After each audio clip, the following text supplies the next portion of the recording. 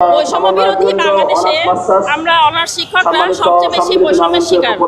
এত বছর চাকরি করি, 17 বছর চাকরি বয়স, আমরা কোনো বেতন পাই না। তারপরেও প্রশ্ন আসে যে বেতন না পেয়ে আপনারা আছেন কেন? আছি এই আশায় যে এই সরকার আমাদের এমপিও নীতিমালা যেহেতু হয়েছে 2025, সেই হিসেবে আমরা এমপিও ভুক্ত হব।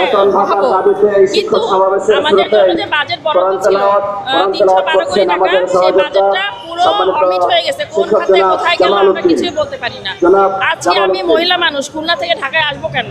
শুধুমাত্র আসছি, আমার ছোট বাচ্চা বাসায় রেখে আসছি, শুধু আসছি আমাদের বেতনের উদ্দেশ্যে। যে এত বছর চাকরি করলাম, ফ্যামিলিতে কি বলবো যে চাকরি করলা, সময় দিলা, শ্রম দিলা, সবই কিছু করলা, বাট বেতন নাই।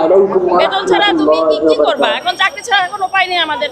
এখন পেটের দায়ে শেষ একটা বিষয় হিসেবে যে আর এত বছর তো আন্দোলন সংগ্রাম করলাম, দেখি আরেকটু যে দেখি কি হয় না হয়, সে উদ্দেশ্যে ঢাকায় আসা।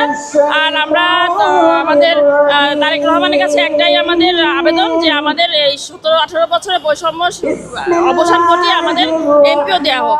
আর আমাদের এই এমপিও তো আমাদের অনৈতিক না, আমাদের যৌক্তিক দাবি যে আমরা অনার্স মাস্টার্স কমপ্লিট করা টোটাল একজন এমপিও শিক্ষক যে প্রোটোকলে যে সিস্টেমে চাকরি পাই, আমরাও ঠিক একই সিস্টেমে নিয়োগপ্রাপ্ত শিক্ষক, বাট আমরা কেন বেতন পাবো না?